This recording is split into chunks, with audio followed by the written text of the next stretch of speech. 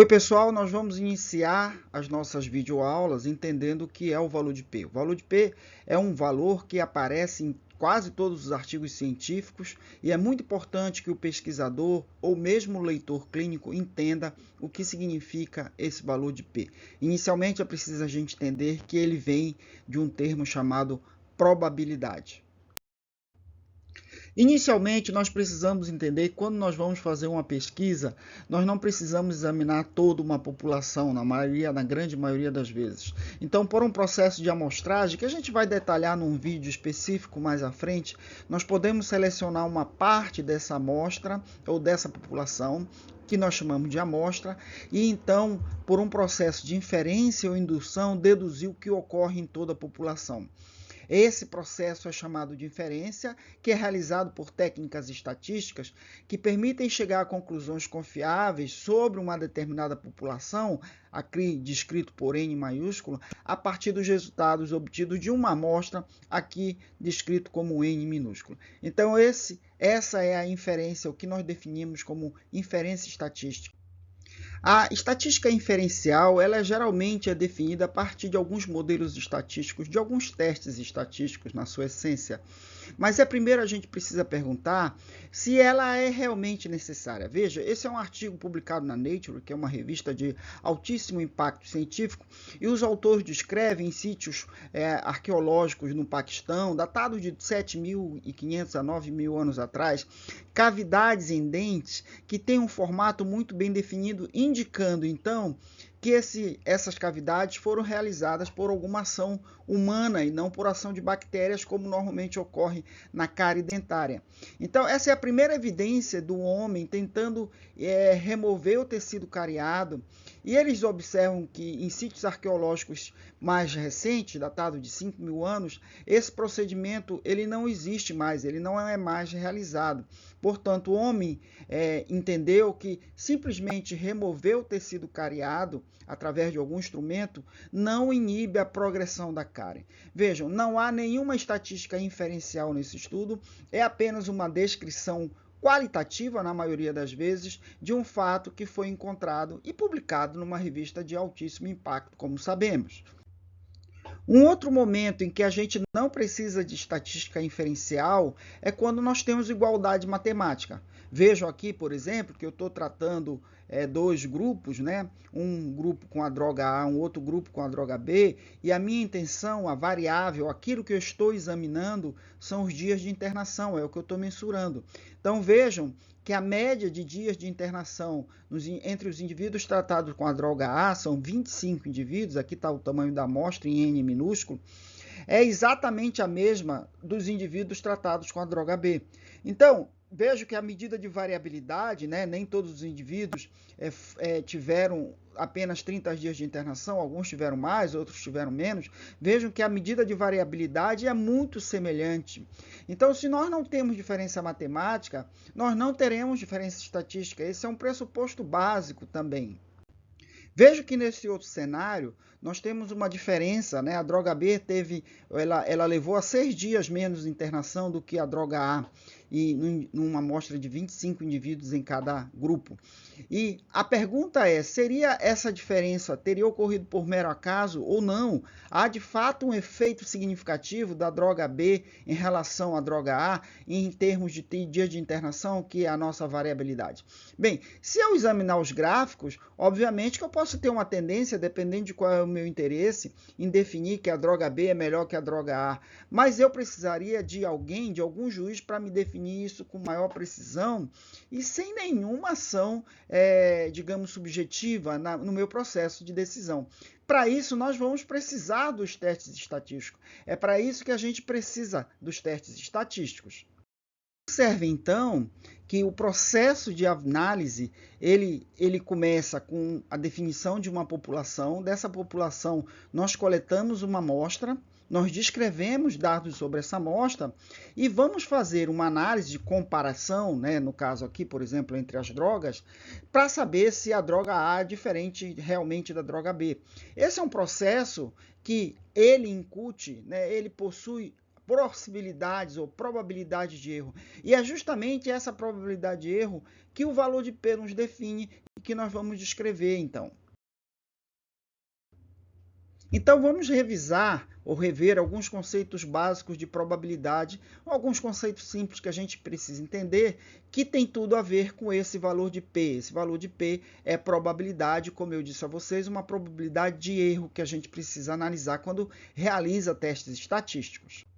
Bem, inicialmente a gente precisa entender alguns conceitos básicos de probabilidade. Quando a gente fala de probabilidade matemática, a gente quer dizer zero, nenhuma chance de ocorrer, ou seja, 0% de probabilidade de um fato ocorrer, e 1 seria 100%, ou seja, total probabilidade de ocorrer. E nesse intervalo nós temos aí N possibilidades ou N probabilidades. Se eu lançar uma moeda, né, qual é a probabilidade de eu ter uma cara, né? Ou correr cara? Bem, a moeda ela só tem duas possibilidades, cara ou coroa. Então, eu tenho o evento desejado sobre as duas possibilidades, seria 1 sobre 2. Então, eu posso dizer que se a moeda não estiver viciada, né, se ela for uma moeda aleatória, que a probabilidade de eu obter uma cara é de 50%. Nas equações matemáticas a gente define como 0,5, né? Mas e qual seria a probabilidade de eu, ao jogar dois dados, caírem em duas faces com 6, né? Bem, aí nós precisamos entender que um dado não tem relação, não guarda dependência com outro dado. São fenômenos independentes. Então, nós vamos multiplicar essas probabilidades, né? A probabilidade de cair um dado com a face 6 é 1 sobre 6, se o dado, obviamente, tiver 6 faces, vezes a probabilidade de ocorrer o 6 no outro dado. Então, 1 sobre 6 vezes 1 sobre 6, nós multiplicamos os denominadores, seria 1 sobre 36 ou 0,028. Normalmente, na vida clínica, no dia a dia, nós diríamos que a probabilidade de eu, ao lançar um dado, cair 2,6 seria de 2,8%. Bem, em bioestatística ou na estatística, como nós trabalhamos com amostra, nós evitamos utilizar a probabilidade igual a zero, ou seja, eu não tenho nenhuma chance de estar errado quando eu aceito alguma coisa, quando eu afirmo alguma coisa. Até porque existem fenômenos que são desconhecidos, mas principalmente porque nós estamos trabalhando com dados amostrais e não com dados populacionais. Então, em estatística, a gente sempre vai trabalhar com probabilidade de erro. E o primeiro erro que nós vamos examinar, que é justamente definido pelo valor de P, é o falso positivo, também conhecido como erro tipo 1. Temos também o erro tipo 2, conhecido como falso negativo. Mas vamos nos ater aqui ao que seria o falso positivo. Como o próprio nome diz, você está afirmando algo e esse algo que você afirma não é verdadeiro. Um exemplo aqui, o médico está vendo um exame de uma cavidade, né, abdominal, e ele está diante de um indivíduo do sexo masculino e ele conclui: você está grávido, portanto, ele está afirmando. Se ele está afirmando, é positivo. E, obviamente, a gente sabe que o indivíduo do sexo masculino não pode estar grávido. Então, isso seria um exemplo de um falso positivo. Então, o que o valor de P nos define é a probabilidade de você estar errado quando você aceita algo positivo. Por exemplo, há diferença entre as drogas quanto ao tempo de internação. Então, se eu vou afirmar, se eu vou fazer essa conclusão, eu preciso mensurar qual é a minha probabilidade de estar errado quando eu faço isso. Observe aqui um exemplo. Suponhamos que nós tenhamos 4 quadrados. Eu vou lançar no centro desses 4 quadrados bolas vermelhas. Eu vou lançar 80 bolas vermelhas. Essas bolas vermelhas vão caindo aleatoriamente, né? Os quadrados têm exatamente a mesma dimensão. E quando eu finalizo o meu experimento, eu observo que o número de bolas que caiu no quadrado laranja é igual a 18, o número de bolas que caiu no quadrado verde é igual a 18, e o número de bolas que caiu no quadrado azul é igual a 18, porém, o número de bolas que caiu no quadrado amarelo é igual a 26. Bem, se nós tivéssemos o mesmo número de bolas caindo em cada quadrado, não é o caso aqui, a gente teria uma igualdade matemática. Aqui eu tenho alguma diferença matemática. O que eu quero saber é se essa diferença matemática ela é estatisticamente significante. Então o teste pergunta para mim, né? Eu pergunto para o teste, na verdade, há uma diferença estatisticamente significativa entre o número de bolas que caem em cada quadrado, dizendo, por exemplo, ou considerando, por exemplo, que o quadrado amarelo tem um tropismo, ele atrai a mais bolas vermelhas do que os demais quadrados. Então, eu respondo sim, Ou eu respondo, não, não há diferença. Sim, há diferença, o quadrado amarelo atrai mais bolas vermelhas. Então essa é a pergunta básica, né? E quando eu faço uma análise estatística, o que o teste vai fazer, já que eu tenho uma diferença de matemática, é examinar e ele vai me dar uma probabilidade de erro quando eu aceito a diferença, quando eu digo sim, há uma diferença no número de bolas que caem em cada quadrado. Se eu responder sim, né, aí eu vou medir minha probabilidade de erro, que é o valor de P. E o meu valor de P é de 0,55. Então, significa dizer, né, se eu multiplicar isso aqui por 100, que quando eu aceito que haja diferença, uma diferença maior, ou que o quadrado amarelo atraia mais bola do que os demais quadrados, eu tenho 55% de chance, de probabilidade de erro, quando eu aceito a diferença. Então, aqui eu estou medindo a minha probabilidade de estar errado, de ser falso, quando eu aceito que há diferença, ou seja, quando eu aceito o positivo. Bem, mas qual deve ser o meu limite de erro? Até quanto eu posso errar quando eu aceito o positivo? Bem, eu tenho, basicamente, quando eu vou iniciar uma análise estatística, eu tenho duas hipóteses. A minha hipótese inicial, que é a nulidade da diferença, ou seja, se eu estou trabalhando com comparação, com diferenças, significa dizer que não há diferença entre os grupos, portanto, eles são teoricamente iguais, né? Ou seja, a diferença matemática existe, mas estatisticamente ela não é importante.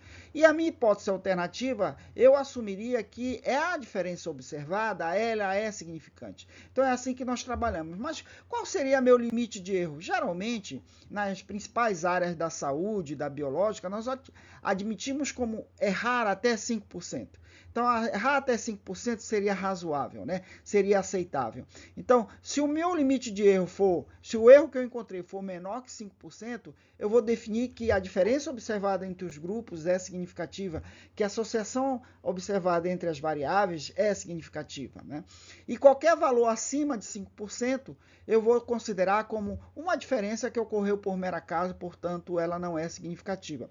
Há estudos, entretanto, que estabelecem um limite de erro bem menor, um limite de erro em torno de 1% do falso positivo, né? Quando eu afirmo há interferência da droga, há diferença entre as drogas quanto aos dias de internação, eu estabeleço um limite de 1%, muitas vezes quando há necessidade de eu errar o menor possível, porque eu sei que um erro pode estar resultando até, por exemplo, no óbito de um indivíduo. Então, em alguns estudos, principalmente na cardiologia, o limite de 1% é aceitável. Vamos ver aqui um exemplo um pouco diferente do anterior. Suponhamos que eu esteja examinando o tempo de tratamento entre dois aparelhos ortodônticos, aparelhos dentários, né? E, obviamente, que eu vou ter aqui na coluna X o meu tempo de tratamento e aqui na minha coluna Y o número de indivíduos que alcançaram, que finalizaram o tratamento dentro daquele tempo. Então, a média foi que do meu conjunto de dados coletados, eu vou tratar os indivíduos e vou coletar a minha variável, que seria o tempo de tratamento em anos. A média ficou entre 2 anos e meio a 3 anos, aproximadamente 9 indivíduos concluíram o tratamento dentro desse valor, mas nós tivemos indivíduos que concluíram o tratamento com 1 ano e meio e também indivíduos que concluíram o tratamento com 4 anos, valores abaixo e acima da média, respectivamente. Esses indivíduos foram tratados com o aparelho aqui que eu vou chamar de aparelho Y. E eu tenho os dados para comparar do aparelho X. O aparelho X, então, parece, né, que a duração do tratamento com esse aparelho X foi maior, de 5 anos e meio aproximadamente, com variação aí em torno de 3 anos e meio a 6 anos e meio. Mas aí a pergunta que eu faço é a seguinte: eu vou olhar os gráficos e definir se essa diferença é importante, ou eu vou chamar alguém, né, um teste estatístico para me definir essa diferença? Quando você roda esse teste estatístico, ele vai te dar no final o tal valor de P. E o valor de P está dizendo aqui, o valor dele foi 0,02. Esse P, como eu disse anteriormente, a pergunta é: há diferença no tempo de tratamento entre o aparelho Y e o aparelho X? Quando eu digo sim, essa é a minha probabilidade de erro. Lembrem-se, é erro do sim, do falso positivo. Então, minha probabilidade de erro é de 2%. Se eu estabeleço como limite do meu erro, ou seja, eu só posso errar até 5%, Todas as vezes que eu tiver uma probabilidade de erro menor que esse valor, eu vou estabelecer que sim, que essa diferença é significativa. Então, eu posso assumir com uma chance de erro de 2% que há diferença no tempo de tratamento entre os aparelhos X e o aparelho Y. Portanto, a minha conclusão é sim, há diferença significativa entre os dois modos de tratamento dos pacientes ortodônticos. Vamos aqui a um resultado diferente dentro da mesma pesquisa. De novo, eu tenho o aparelho X e o aparelho Y, coletei os dados, mas agora vocês vejam que não foi tão diferente assim, né? Se talvez eu tivesse indivíduos tratados aí que a duração do tratamento foi entre 3 anos e 3 anos e meio, talvez eu não consiga distinguir se eles foram tratados com o aparelho Y ou o aparelho X. Então, quando eu pergunto para o meu teste, realizei o teste e no final, como eu disse, ele vai me dar o tal valor de P. E quando eu pergunto para o meu teste qual é a probabilidade de eu estar errado quando eu afirmo que há diferença entre o aparelho X e Y, o meu valor de P foi 0,2, ou seja, se eu multiplicar por 100, 20%. Então, quando eu assumo que o aparelho X teve um tempo de tratamento, os indivíduos tratados com o aparelho X tiveram um tempo de tratamento maior que os indivíduos tratados com o aparelho Y, eu tenho 20% de chance de estar errado. Portanto, essa probabilidade de erro é maior do que o meu limite, que é 5%. Então, eu não vou poder assumir que essa diferença é significativa. Então, a minha conclusão será: não há diferença significativa entre os dois aparelhos. Vejam que é um pouquinho diferente se eu disser os aparelhos são iguais, porque, de fato, matematicamente, eles não são iguais. Eu não pude concluir que há uma diferença estatisticamente significativa. Então, eu vou manter o status inicial, que é a minha hipótese inicial, de que não há diferença entre as duas modalidades de tratamento. Ainda um outro resultado. De novo, tenho o aparelho X e Y, e ao coletar os dados, observem que os valores obtidos para o aparelho X são exatamente iguais aos valores obtidos para o aparelho Y, né? A ponto de eu não conseguir distinguir, se eu pegar um indivíduo, por exemplo, tratado que o tratamento durou 4 anos, eu não consigo distinguir se ele foi tratado com o aparelho X ou com o aparelho Y. Enquanto, quando eu pergunto, há diferença entre os dois aparelhos, se eu responder sim, positivo, eu tenho 100% de chance de erro, né? Esse valor de P, obviamente, é maior do que o meu 5%, meu 0,05%, portanto, eu não posso afirmar que nesse caso existe a diferença. Aqui no caso eu posso até afirmar que há uma igualdade absoluta no comportamento, na duração do tratamento, no comportamento da variável entre os dois tipos de aparelho. Vamos então reforçar esse conceito do valor de P. Lembre-se, valor de P é probabilidade de erro quando você assume, por exemplo, numa comparação, que há diferença entre os grupos. Então eu digo, a pergunta é, há diferença entre os grupos? Há associação entre variáveis? Se você responder sim, positivo, o valor de P vai medir a probabilidade de você estar errado quando você assume o sim. Há diferença. Então, portanto, esse valor de P, quanto menor ele for, quanto mais zero tiver à frente de um número, ele provavelmente está reforçando de que sim, os grupos são diferentes, porque tua probabilidade de erro é muito pequena. Vamos rever isso num vídeo que a pergunta é a seguinte: qual é a probabilidade de erro de um encontro entre um casal, um homem e uma mulher, ter algum problema, né? Ou seja, dele não frutificar? Vamos ver esse vídeo.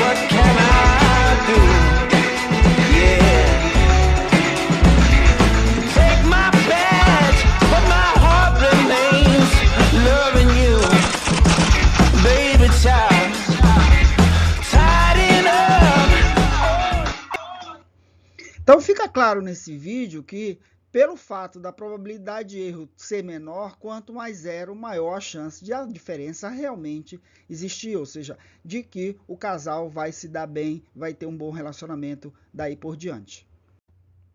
Vamos ver aqui na prática um exemplo da utilização do valor de P. Veja, esse aqui é um estudo que avaliou indivíduos que usavam piercing nos lábios, né? Então, o grupo teste é o indivíduos que usavam piercing, 50 indivíduos, e o grupo controle, indivíduos que não usavam piercing, né? Com 50 indivíduos também. E eles mediram diversas variáveis, cada variável tem um teste estatístico, que nós vamos discutir adiante quais são esses testes. Mas agora nós queremos nos ater ao tal valor de P.